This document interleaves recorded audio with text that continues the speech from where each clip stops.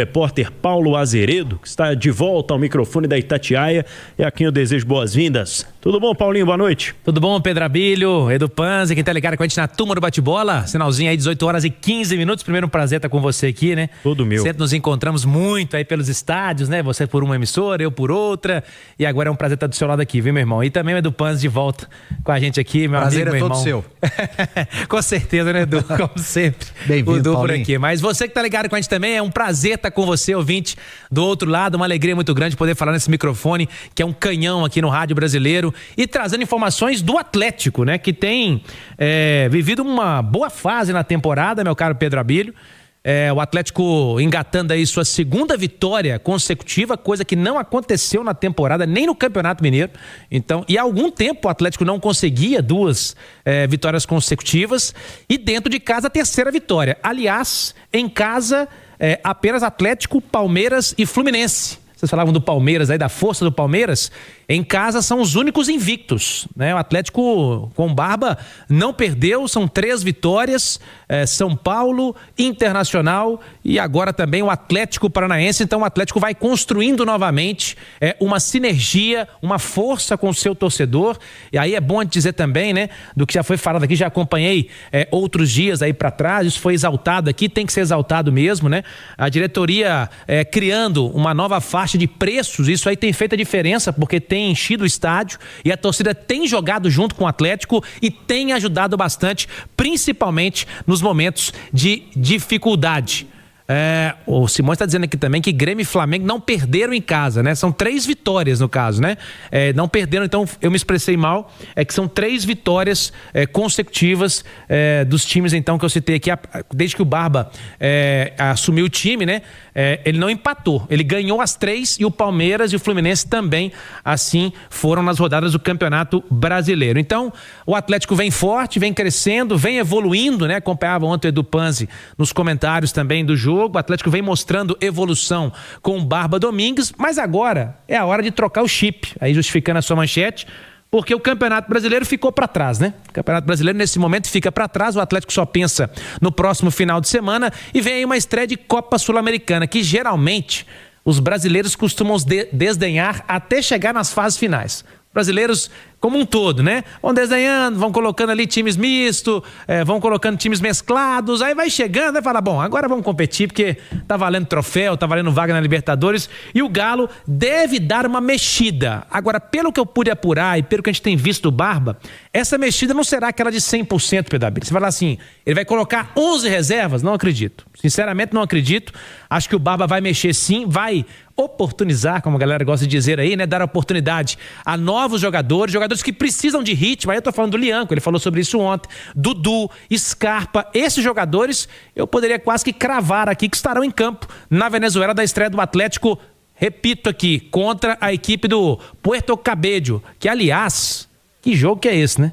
11 da noite, hein, galera? Atenção, se o maridão falar que vai no jogo do Galo, vai no boteco assistir do Galo, vai mesmo. O jogo é às 11 da noite e também as esposas que gostam bastante estarão indo assistir o Atlético 11 da noite, a jornada esportiva aqui já adiantando, indo até às 2 da manhã aqui na Itatiaia. Então, portanto, o Atlético deve ter um time mexido e pode ter uma novidade, não de titular, mas quem sabe na viagem, porque o Atlético fará uma viagem em que ele vai para Venezuela, da Venezuela vai para São Paulo, para depois jogar no final de semana com o Santos.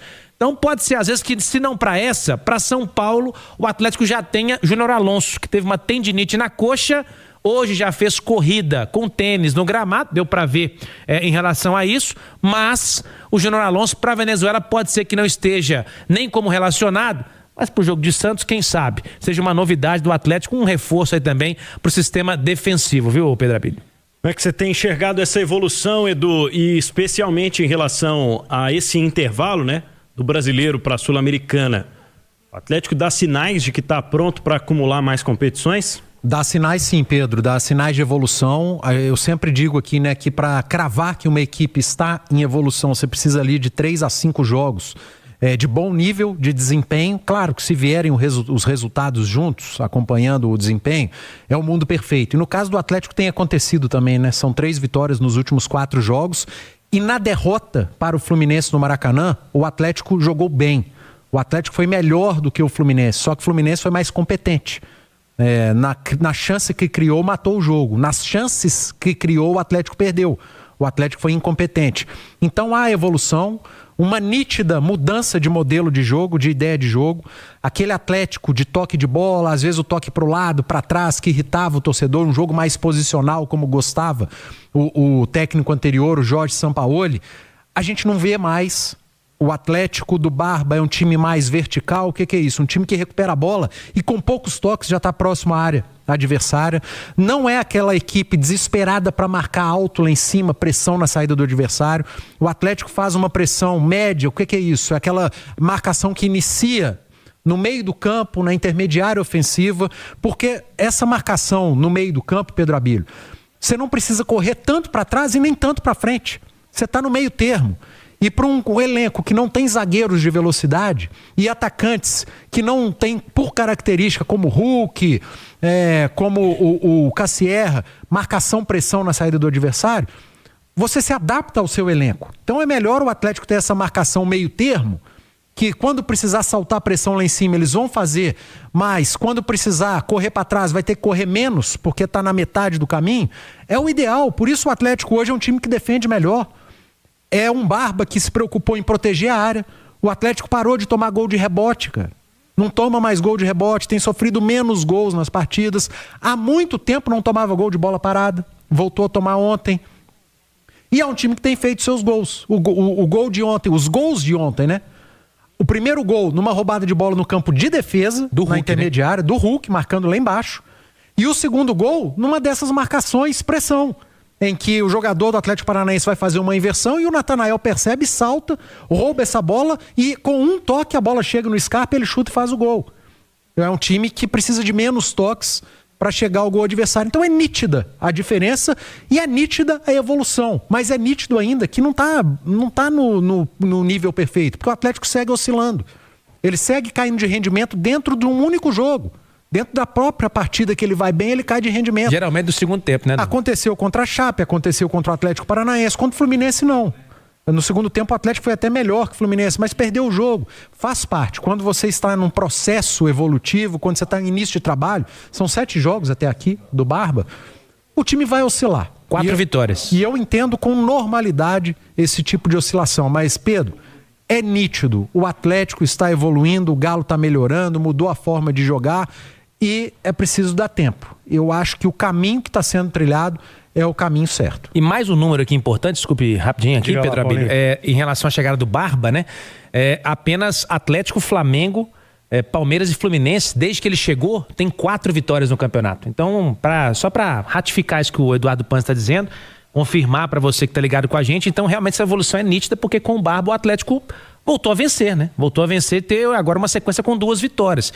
Acho que pela Sul-Americana, mesmo com o time mexido, é importante demais vencer, porque aí vem uma outra coisa que manda muito no futebol, que é a confiança. E aí um time confiante, ele consegue continuar evoluindo mais, né? Vamos falar mais do Atlético nesta segunda-feira, Paulo Azeredo. Queria trazer aqui números importantes, porque é um jogador que, vez ou outra, o pessoal tá sempre questionando, né? E aí, fala, mas poxa, será que ele tem que descansar? Jogo sim, jogo não, pela idade. Estamos falando do Hulk, né?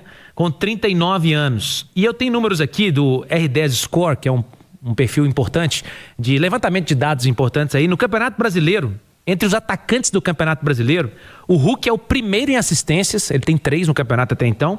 O primeiro em chances criadas, ele tem 15.